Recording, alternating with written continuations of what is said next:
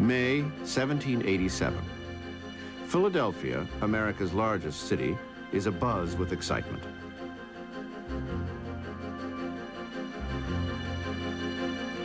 The most celebrated leaders from the states are coming to town. Shays' rebellion has convinced them that something must be done, and it will happen here in Philadelphia.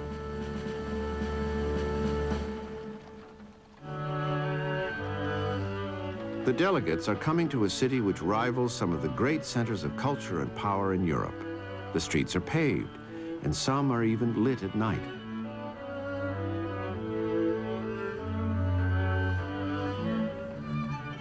The artist Charles Wilson Peale offers the public a natural history museum, displaying wonders such as mammoth bones and stuffed golden pheasants. He also spends the next few months painting this portrait of the most celebrated American of the day. Washington has reluctantly come out of retirement to lend his prestige to this convention.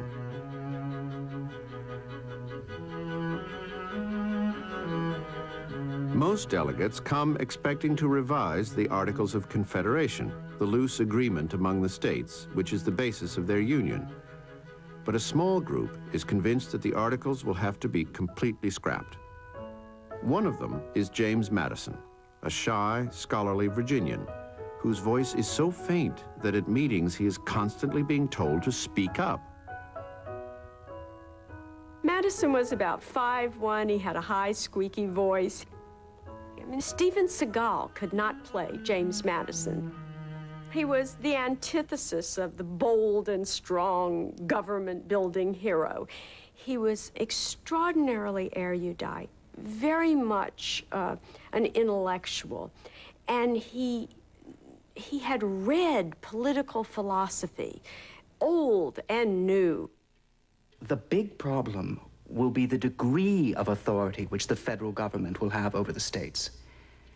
In the ancient governments, even where there wasn't some strong central authority, there was always some controlling power. And everyone knows what happened to the Amphictyons. The same thing happened to the Achaean League. Too much local authority. I think every age has some major issue that people understand as a kind of an agenda for that generation, a major problem that is to be resolved. In the 18th century, clearly, it was the problem of government. How could you design a government, a new government, a government that didn't have kings, didn't have hereditary rule, that could function, that could be stable? Republics of the past had been significantly short-lived, characteristically short-lived. The great republics were gone. What had happened to Rome? What about the English Commonwealth? What had happened to Greece? Never before had a people deliberated and deliberately created a new country. And this, I think, gave them a tremendous sense of excitement, but also awe and responsibility. I mean, they felt, they used the term, we have the responsibility of millions yet unborn.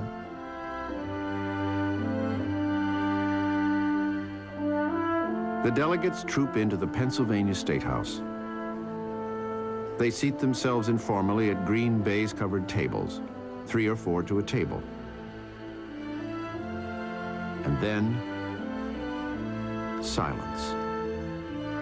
The first vote of the convention is to keep their proceedings absolutely secret. They did that, not in a conspiratorial way, but in the conviction that if they were accountable to the public for everything they said and did, that nobody would say or do anything. So Philadelphians didn't know a lot about what was going on. They knew this group was meeting there, but there's remarkably little in the Philadelphia newspapers about what was going on. People did keep this oath of secrecy. They did not leak during this hot summer. Over the next months, rumors spread like a thick undergrowth. George Washington's dour expression as he leaves the convention hall one day prompts a report that the delegates are in disarray. Some people on the outside are convinced that the delegates are up to no good. Virginia's former governor, Patrick Henry, for one. I smell a rat.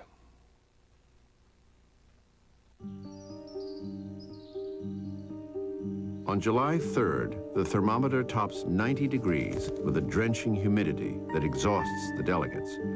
Blinds cover the windows and keep out the sun and noise from the streets.